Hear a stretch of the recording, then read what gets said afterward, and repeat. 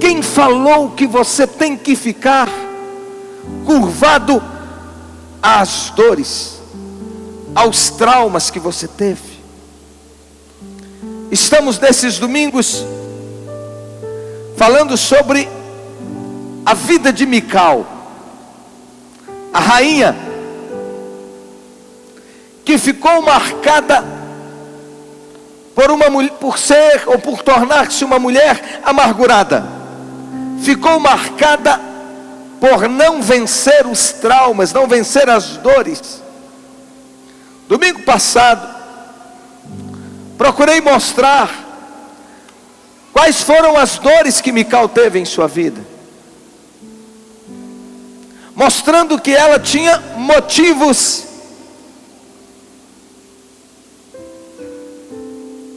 para agir como agia, mas dizendo que nem por isso ela estava fadada a ser infeliz. Porque traumas todo mundo tem, feridas na alma todos recebem, e muitos de nós recebem ainda no ventre da mãe, que não queria a gravidez, que uma gravidez veio tantas vezes sem ser esperada, sem ser desejada, ou uma mulher que estava enfrentando traumas no casamento, enfrentando conflitos no casamento com um marido difícil. Eu tenho um vídeo que é a gravação feita em um dos meus programas de rádio, quando falei sobre as feridas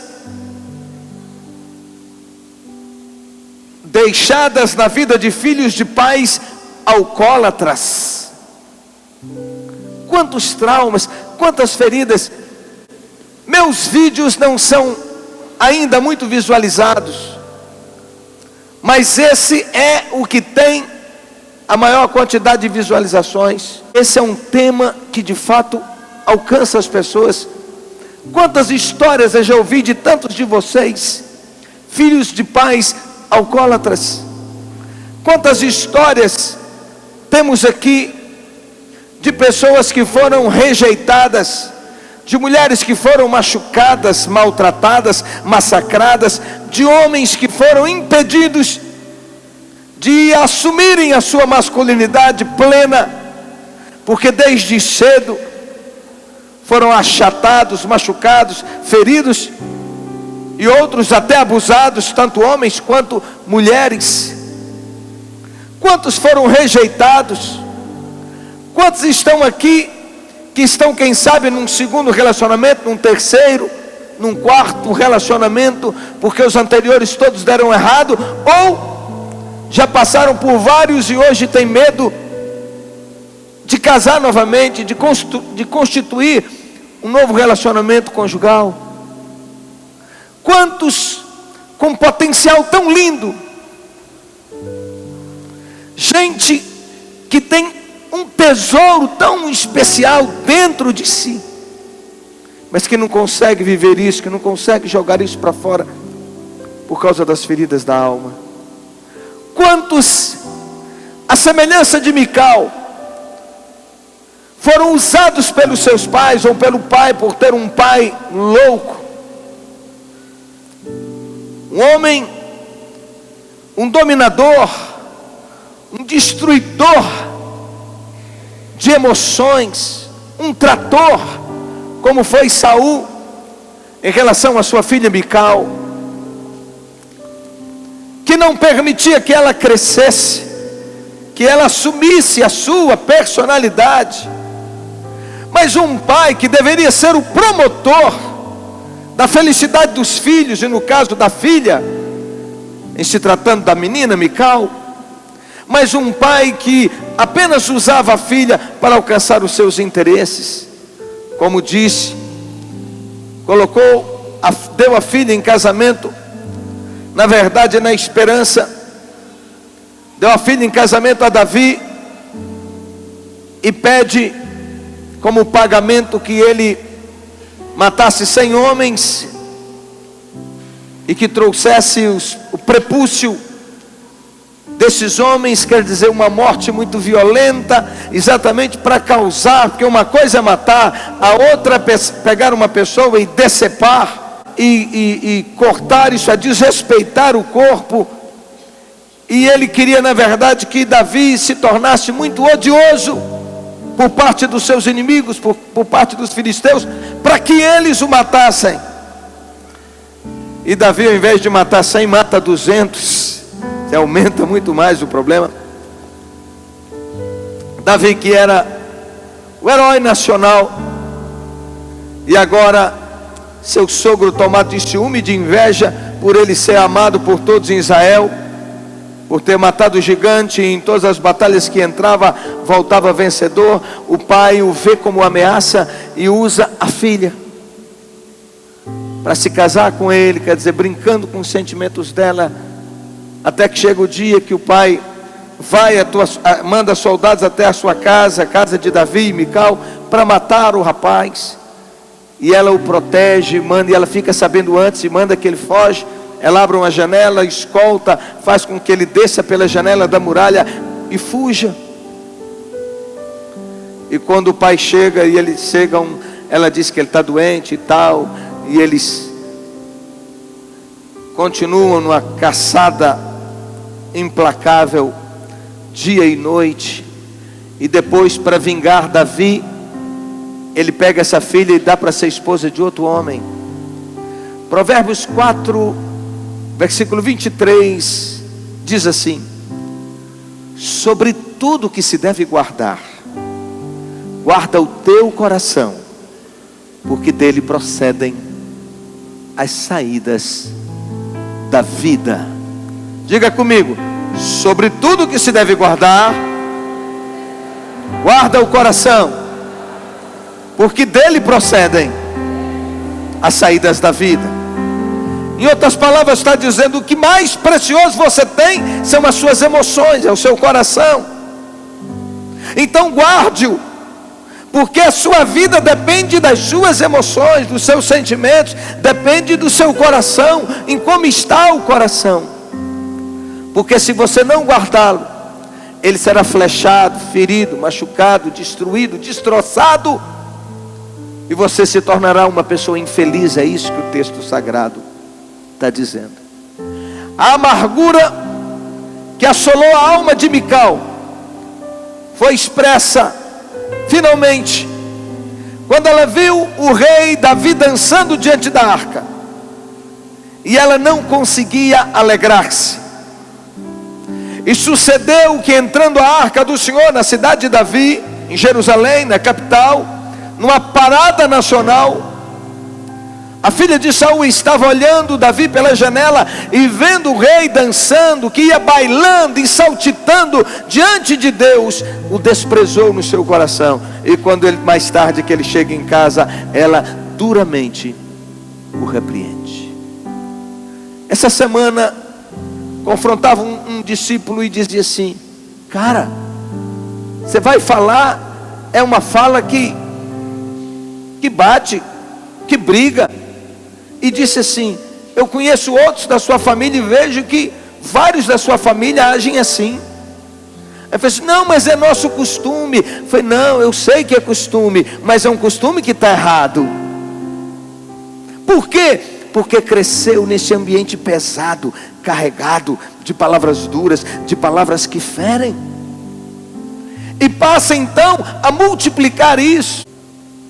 Aí quando você vai conhecer a família, o contexto, tem todo um contexto de dor, de ferida, de rejeição, aonde não foi criado num ambiente de amor, mas de desamor. Não sei se vocês estão conseguindo me entender.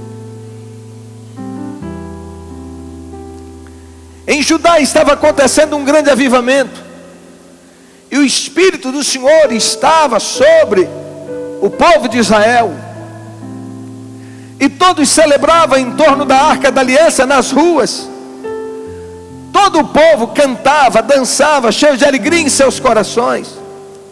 E entre eles estava o rei Davi, celebrando a Deus com muitas expressões corporais pelas ruas de Jerusalém. Ele se despiu do pudor, da posição, do status, da liturgia do cargo, fazendo aquilo que um rei não deveria fazer, mas porque ele está tão feliz. E Davi é muito mais do que um rei. Davi é um adorador e sabia da importância de trazer a arca para Jerusalém, que era símbolo da presença de Deus. E a sua mulher só observa de longe. Por quê? Porque ela se tornou uma mulher amargurada, e a amargura cegou toda a sua percepção, e ela não conseguiu discernir que o Espírito do Senhor havia se apossado do seu marido. Isso quer dizer que a amargura nos impede de discernir o agir de Deus. Quando Deus está agindo na vida dos outros, quando nós somos tomados pela amargura, quando nós nos fechamos a nossa alma, quando nós nos tornamos uma pessoa infeliz, a gente começa a duvidar da sinceridade da adoração e da espontaneidade do coração dos outros diante de Deus. Ah, como eu gostaria de abrir sua mente, seu entendimento, seu coração, para você entender o que eu estou colocando. Porque isso tudo é muito forte. Disso depende o entendimento disso, a revelação dessa ministração, depende a sua vida, a sua alegria, a sua família. Por quê? Porque, como eu citei exemplos anteriores aqui, se meus filhos são gerados, se eles crescem num ambiente de guerra, num ambiente onde falta ministração de carinho, de amor, de abraços, de beijos, de afeto por parte dos pais, palavras que constroem e não palavras que destroem. Se meus filhos crescem num ambiente desse, eles crescerão livres, sarados, curados. Eles serão incentivados a sonhar, e eles crerão numa vida melhor, num futuro melhor. Você pode dar um glória a Deus? Isso quer dizer que as amarras caem, porque na verdade todos têm um grande potencial. Deus não fez ninguém para ser menor do que o outro, independentemente do ambiente que cresça. Felicidade, estar preparado e livre para ser feliz e para conquistar, não tem a ver com berço de ouro, gente. Não tem a ver com nascer numa família onde tenha recurso, porque tem tantas famílias onde tem recurso, como era o caso da família de Mical. Ela era filha do rei. O pai era um monarca, era de um reino importante, ela era uma princesa. No entanto, ela tinha um pai difícil, um pai extremamente duro, e que ao invés de projetar a filha, ele falava coisas que feriam, que machucavam, que ela se sentia menor, que ela se sentia abatida, sentimentos de impossibilidade, ela se sentia rejeitada. Eu quero te dizer, pai, mãe, olha para mim, por favor, entenda isso. Você é um instrumento de Deus para construir a personalidade dos seus filhos. Você é um instrumento de Deus, a boca de Deus, para preparar a sua família para sonhar, para romper. Você é aquele que está ali para promover os sonhos dos seus filhos, para levar os filhos a sonhar.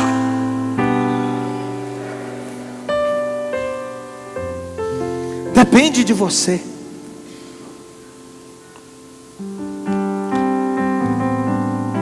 Mas se você, ao contrário disso, for amargurado, eu não tive, fui infeliz, aí você começa a multiplicar isso.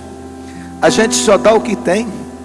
Então, para pensar como está a sua vida e como é. Você que é crente em Jesus, que ouve a palavra de Deus, confronte a sua vida, seu histórico com a palavra de Deus, e veja se você está vivendo a vida plena que Jesus prometeu, porque Ele veio para os amargurados de espírito, para os cansados, para os machucados, para os quebrados. A Bíblia diz que Ele não esmaga a cana quebrada, Ele veio para dar vida, aleluia. Ele veio para tirar no lugar da desonra, dar honra, da vida, resgatar você. Isso era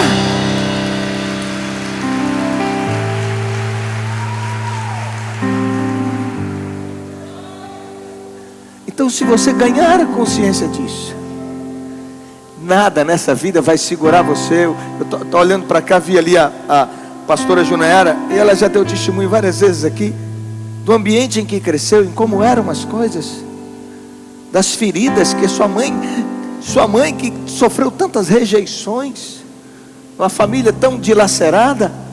Jurema é um milagre de Deus. Essa mulher está aí, está com vida, está feliz. Essa menina Junaera é milagre em dobro.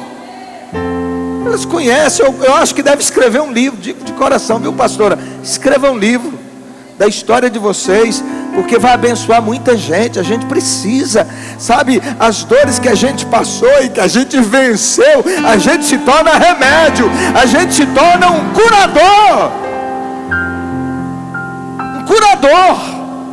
A gente se torna remédio. A vida de tantos de vocês dá um livro lindo. Não é para ficar, não é aquela vida para contar só a desgraça, a derrota, não. Mas é para contar que a partir do momento que você abriu o seu coração para o Evangelho de Deus, para o chamado de Deus, para a proposta: vinde a mim os que estão cansados e sobrecarregados, e eu vos aliviarei. Tomai sobre vós o meu jugo e aprendei de mim, porque sou manso e humilde de coração. Aí Jesus entrou na sua vida. Aqui tem outros casos, tem Rose. Quem não sabe, ali onde a casa de Celeste e Arli, a casa dessas meninas de Celeste e Rose, era um barracão de tábua, com esgoto passando ali, bem na porta, ao lado da casa. A mãe num contexto de rejeição, de separação, de marido alcoólatra.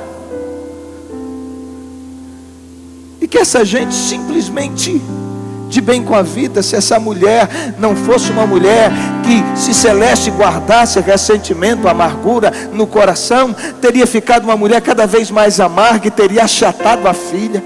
Não teria sido instrumento para levar a filha a sonhar, para viver, para caminhar, sabe? É isso que eu estou querendo colocar para você.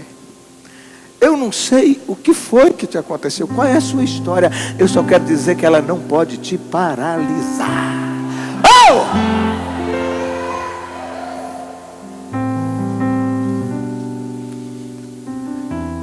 Quanto está entendendo? O que eu não posso é usar minha história, as minhas dores como vítima e ficar a vida toda me colocando como vítima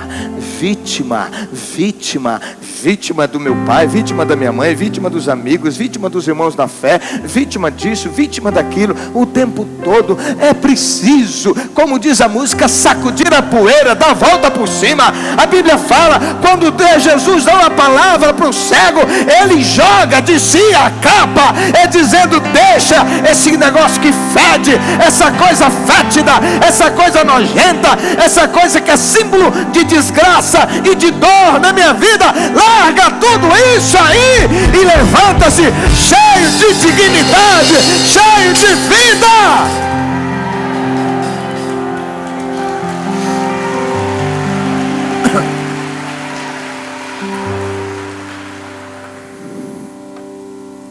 Você não tem mais desculpas para viver infeliz.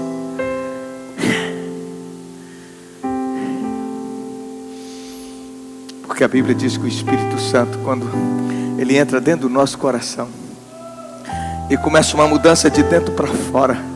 Você foi rejeitado, agora é amado, porque Jesus morreu na cruz do Calvário para salvar você. Se ninguém queria, se você é um estranho, um rejeitado, se as pessoas, se você via seu corpo como algo sem valor, e por isso você nunca valorizou e ficou de mão em mão, de braço em braço, de cama em cama, agora você se torna santidade ao Senhor, templo do Espírito Santo de Deus. Agora você não faz, você não peca, você não se droga, você não se prostitui, você não rouba, você cuida da sua saúde, cuida do seu corpo, porque agora ele é morada do Altíssimo, ele é templo do Espírito Santo de Deus.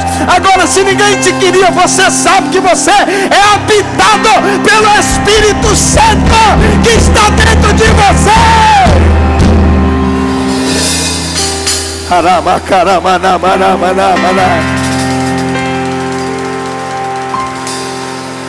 Decida viver. Decida viver. Decida. Você pode. Porque ninguém aguenta ficar perto de gente que só murmura, gente que só reclama, gente que só vê o outro como desgraça, gente que só vê problema, gente que só se coloca como vítima, como fui abandonado, que ninguém me ama, que ninguém me ajuda, que ninguém se importa comigo. E fica aquele, gente, não tem coisa pior do que uma pessoa amargurada na vida. Assim era a rainha Mical. Aí ninguém vai ficar na sua vida. Ninguém fica. Pior do que isso. Aí eu fui rejeitado pelo meu marido. Pronto, minha filha, mas levanta a cabeça. Vamos para frente, construa uma nova história. Eu fui rejeitado pela minha mulher. Levanta a cabeça, construa uma nova história. Vá para frente. Quem ama é amado.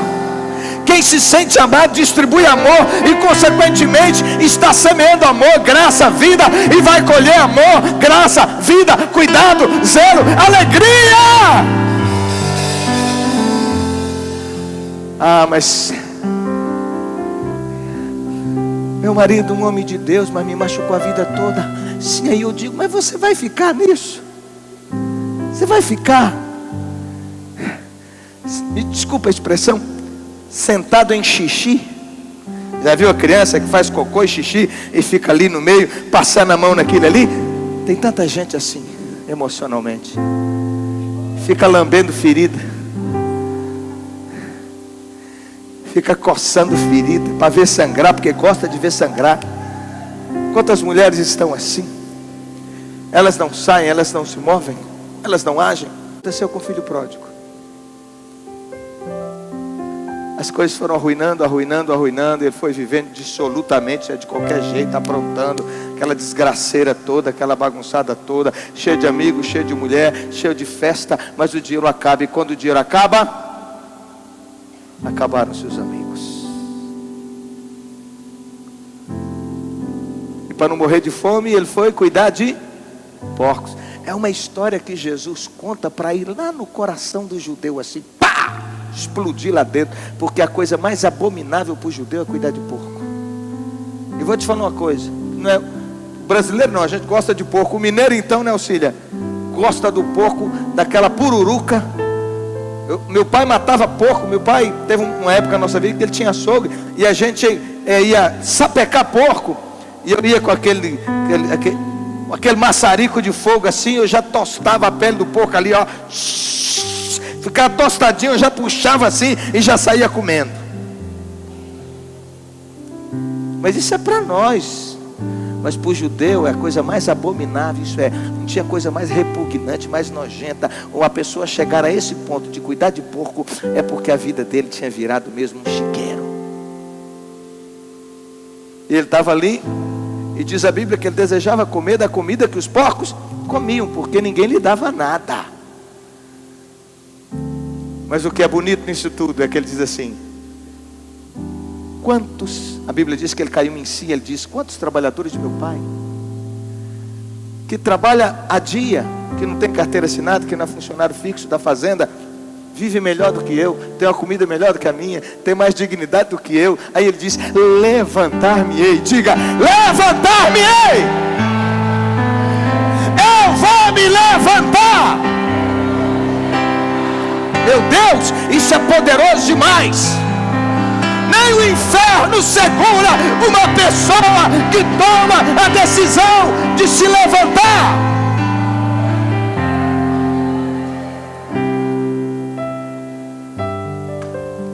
Levantar-me-ei e irei ter com meu Pai. Eu estou te falando isso porque eu sei,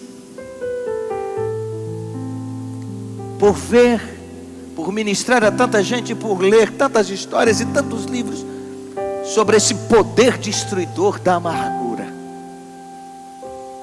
Porque um homem amargurado, infeliz, os seus filhos serão assim, a sua casa será infeliz. Uma mulher amargurada, e vocês sabem que mulher fala mais do que homem,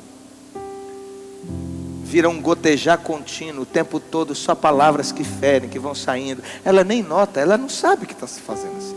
A pessoa não sabe. E os resultados são terríveis na vida dos seus filhos, aqueles que ela mais ama e que mais quer ver feliz. A raiz de amargura é formada através das ofensas, agressões, injustiças, sofrimentos, prejuízos, perdas, decepções, qualquer tipo de mal ou experiências negativas que uma pessoa tenha sido vítima ao longo da sua vida ou em determinadas situações. Muita gente vive cheia de amargura. Quando deixamos a amargura tomar conta da nossa vida, ela estraga muitas coisas e pode levar a todo tipo de pecado. Algumas consequências da amargura podem ser infelicidade, focando apenas nas coisas ruins da vida. É aquela pessoa que você chega cheio de alegria e ela joga uma água fria. Você chega cheio de plano e ela vai dizer, não dá certo. Tudo que você vai com esperança e com alegria, ela te quebra. Ela só consegue ver o lado ruim da vida, porque assim é a vida dela, assim ela se tornou. Mulheres que foram traídas por seus maridos e que fecharam a alma e que ficaram amarguradas. Acabou a alegria, acabou a felicidade. E eu te digo, você vai ficar nisso até quando? Ah, mas ele me machucou, ou ela me magoou quando ela me traiu. Sim, mas você tem que entender que o outro continua tocando a vida dele, mas a sua vida ficou paralisada. Você precisa perdoar, você precisa se levantar para o bem da sua vida.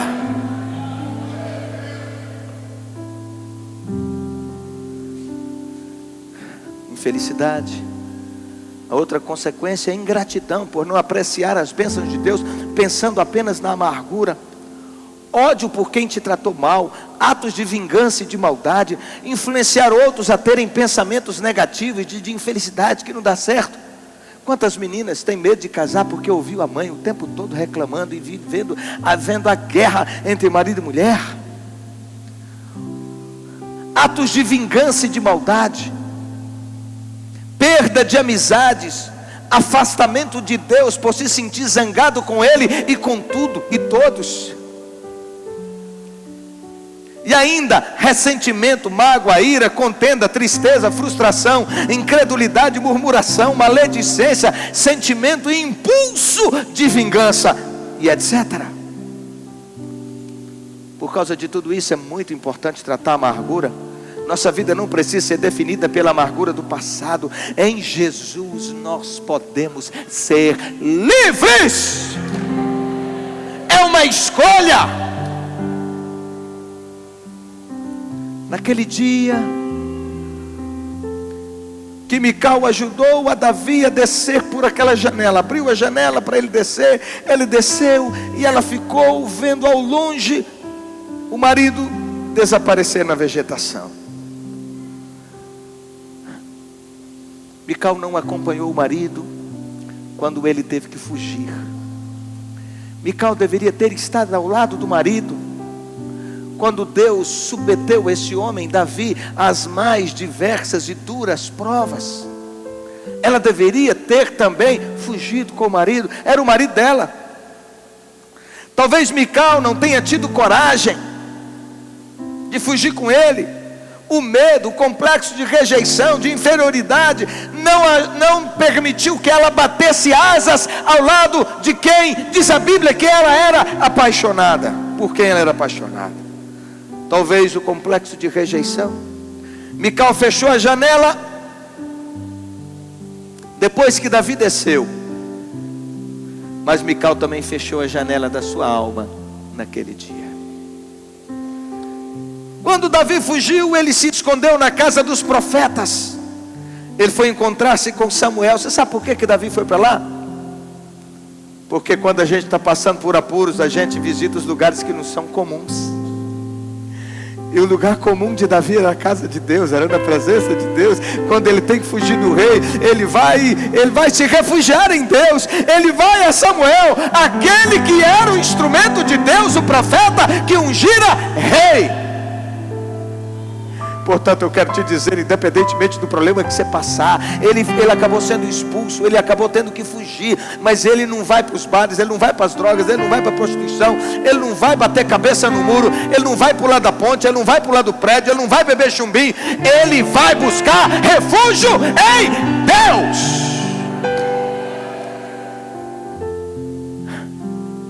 Na hora do apuro, dos apertos, nós vamos para os lugares onde nós nos identificamos.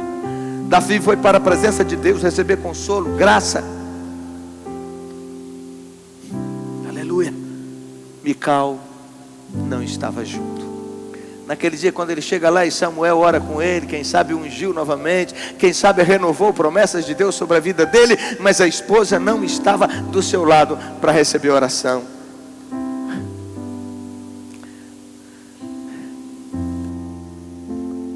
Logo a seguir, Davi, no dia seguinte, ele encontra-se com seu cunhado Jonatas, de quem recebe apoio, e fica sabendo que seu pai Saul estava louco para matá-lo, que ele não tinha outra coisa a não ser fugir mesmo. Também Mical não estava, ou não foi junto com o irmão encontrar-se com o marido.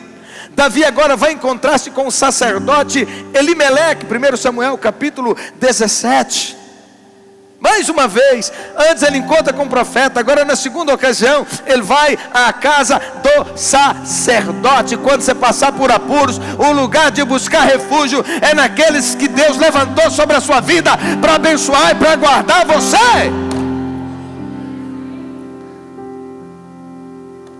Depois Davi fugiu para a terra dos filisteus. Era uma loucura, dia e noite, fugindo. Aí você diz, mas ela deveria estar do lado? Sim, ela deveria estar do lado dele, porque Deus tinha planos para a vida daquele homem, e Deus tinha planos para a vida dela. Deus estava permitindo aquelas situações para treiná-lo. Portanto, eu quero te dizer, as mais diversas lutas e feridas que você teve na vida, eu quero te dizer que Deus quer te curar, para que você seja remédio para curar a vida de outros que passam pelos mesmos problemas que você um dia passou. Dê um glória a Deus bem forte.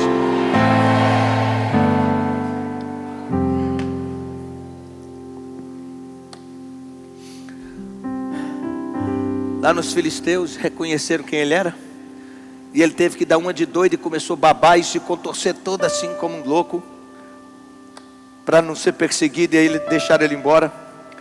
Mas agora ele vai e refugia-se na caverna de Adulão. 1 Samuel capítulo 22, 1 e 2 diz assim: Davi retirou-se dali e se refugiou na caverna de Adulão. Quando ouviram isso é, quando ficaram sabendo, seus irmãos e toda a casa de seu pai ficaram sabendo que ele refugiou-se na caverna de Adulão, desceram à caverna para estar com ele. Sabe o que aconteceu? O pai, a mãe de Davi, os irmãos de Davi, todos foram morar com ele no deserto, e nesse momento na caverna de Adulão. Você pode dar um glória a Deus por isso?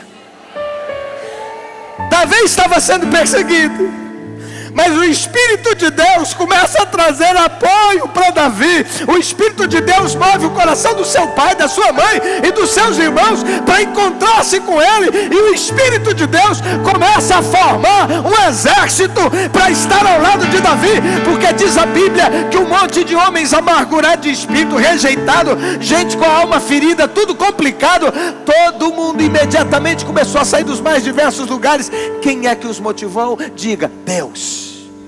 Diga, o Espírito de Deus começou a levantar em Israel o exército de Davi. E agora esses homens começam a sair dos seus lugares e dos mais diversos lugares, com as histórias mais loucas e as maiores feridas, e todos agora querem estar perto de Davi, daquele homem que, apesar das dores, apesar das lágrimas, apesar das notícias ruins, ele pegava a sua harpa e ele cantava louvores a Deus. Mas Mical não estava do seu lado.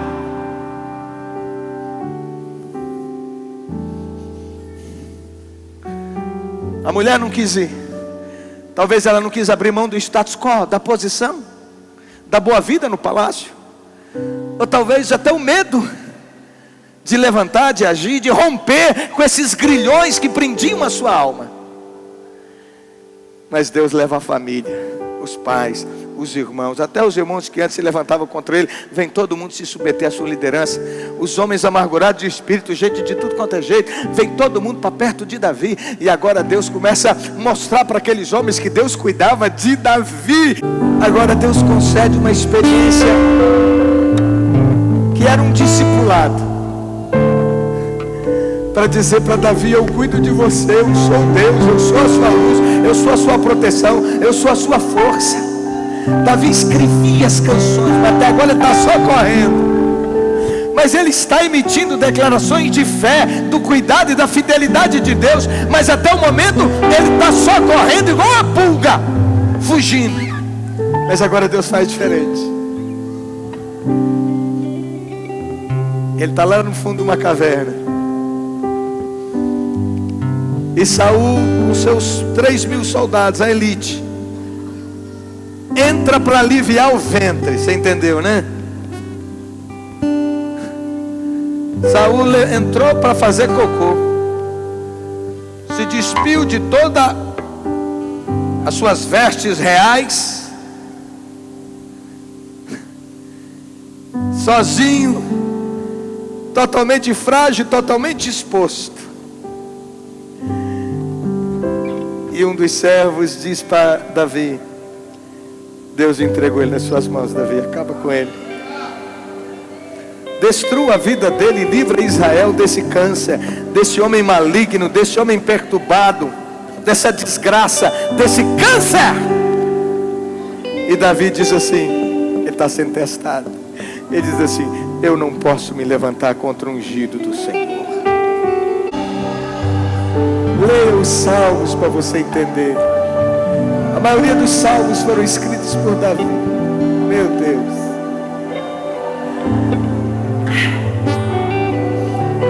Mas eu preciso te dizer algo ainda. É que Davi também foi muito ferido. Só que ele escolheu não ficar coçando as feridas. Quando Samuel foi na sua casa para ungir o rei, que Deus mandou ir lá para ungir o rei, ele nem chamado foi lá no campo. O pai juntou os filhos principais, ofereceram o sacrifício, foram assar o cordeiro para comer, um grande almoço. Davi nem chamado foi,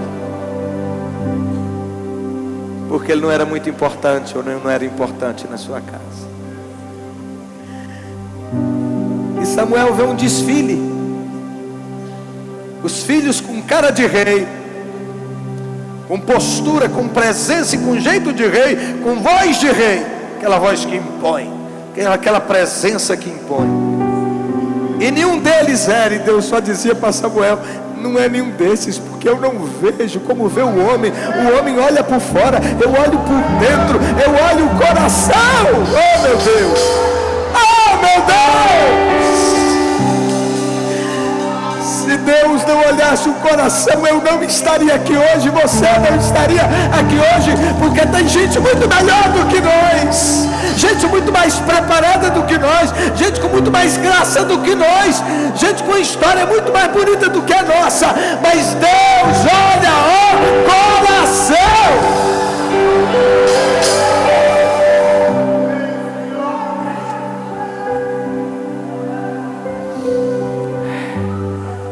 E aí Samuel pergunta: acabou seus filhos?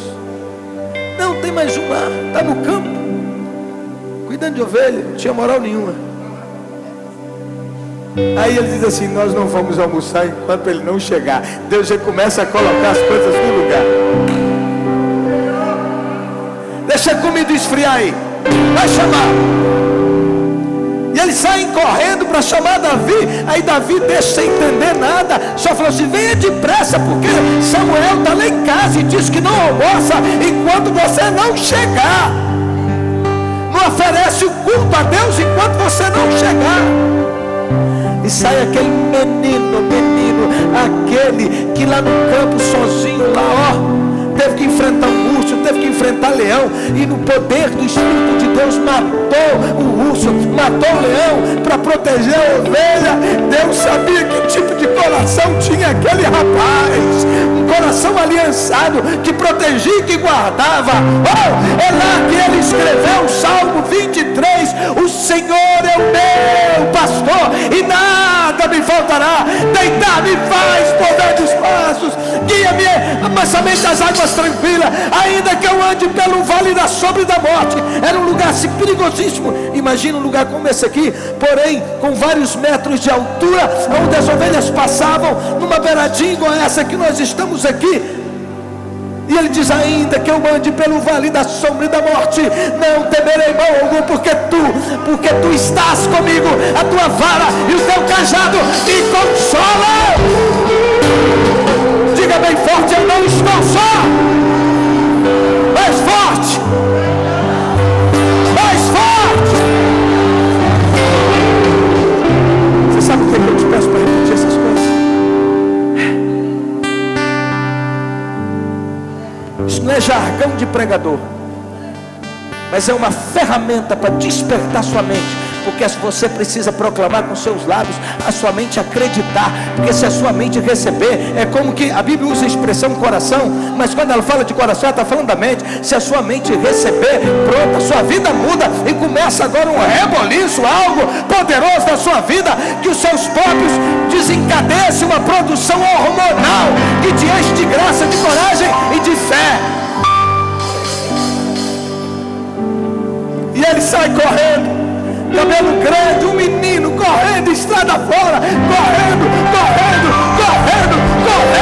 até chegar em casa. E quando ele chega junto com ele a presença de Deus.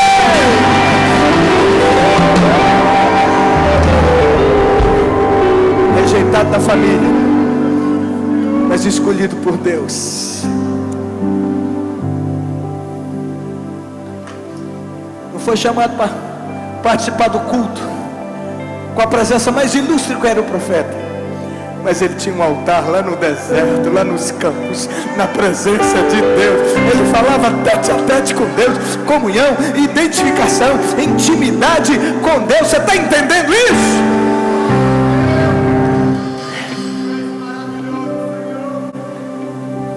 Ele é ungido rei, mas não sabia que estava se matriculando na escola do quebrantamento. Posso falar uma coisa? Tem muita gente que até hoje não conseguiu entender os mistérios de Deus, os planos de Deus. Por que você passa por luta? Por que você sofre? Por que você é perseguido? Deixa eu te falar, Deus que conhece o seu coração, sabe quem tem dentro desse coração seu. E Deus te ama, Deus separou você, Deus tem um plano maravilhoso para se cumprir na sua vida. É muito maior do que isso que você tem visto, que você tem contemplado, que você tem sentido. É muito maior. Mas as lutas, sabe para quê? É para arrancar de você tudo que não é bom. Arrancar o medo, meu irmão, isso mesmo. Arrancar a rejeição, arrancar a luta. Sabe por quê? Porque tem hora, já viu falar? Tem um provérbio popular, que diz que as topadas ajudam a gente a correr. Você já tomou um tropeção que você embala? Não é assim? Você toma um tropeção que te embala, para não cair, você sai. Davi poderia ter ficado cheio de água. Quando ele enfrentou o gigante, ele só queria fazer um bem a Israel. Na verdade, ele não estava muito aí para Israel, não. O negócio dele era com Deus, porque ele entendia que aquele gigante estava afrontando o exército do Deus vivo. Então o negócio dele era com Deus. Mexeu com Deus, ele arrumava briga com ele. Então ele se dispõe, ele vence, ele fica famoso. Ele não está buscando fama. A mulherada endoida. Davi entrava pelas avenidas, pelas ruas, assim, a mulher, todo mundo de celular na mão, fazendo selfie e chamando: faz uma foto aqui comigo, Davi, autografa aqui. E a mulherada apaixonada, as meninas todas: meu Deus, eu preciso casar com esse rapaz.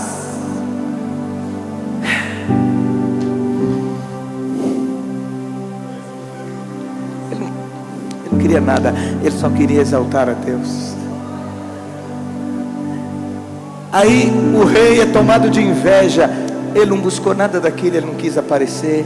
E a partir daí esse homem o rejeita e o quer matar, e ele tem que fugir dia e noite. E olha para mim, e Davi tinha sido rejeitado antes, agora rejeitado pelo sogro, traído pelo sogro, que primeiro ele ia casar com Merabe, uma das filhas a filha mais velha de Saul. E na hora dele casar, o pai pegou a menina e deu para casar com outro, sacaneou a vida dele.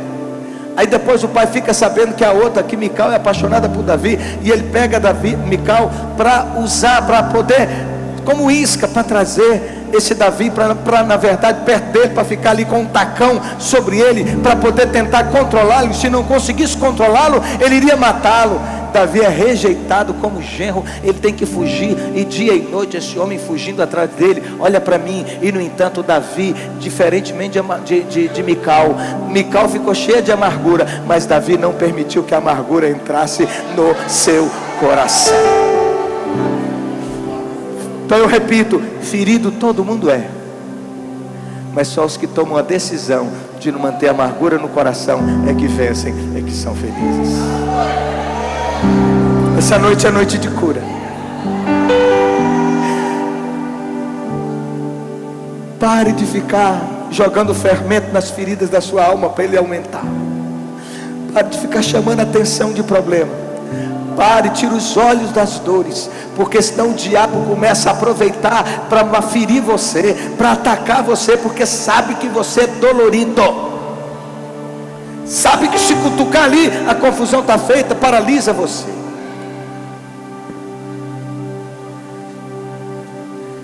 Deus manda te dar uma oportunidade hoje de sepultar a amargura, essas dores, as feridas, e de levantar a sua cabeça para você ser quem Deus quer que seja. Ah, mas se você está sendo vítima, preste atenção. Tem muita gente aqui muito preciosa. Primeiro, Deus tem um plano na vida de todo mundo, mas tem pessoas que Deus tem coisas muito maiores e que elas não entendem. Deus usa as lutas para treinar você, para que você possa alcançar, para que você possa chegar no ponto em que Ele quer que você chegue, como aconteceu com Davi e como aconteceu com José, aquele que estava no Egito. Vem à frente e nós vamos orar. Queria que alguns de vocês me ajudassem. Nós precisamos de curadores aqui agora. Pessoas que serão instrumento de Deus para abraçar aqueles que precisam receber um abraço da graça de Deus, restaurando a sua vida. Eu queria que apagasse as luzes para mim, por favor, porque eu queria que vocês ficassem mais à vontade, porque eu quero orar com vocês nessa hora.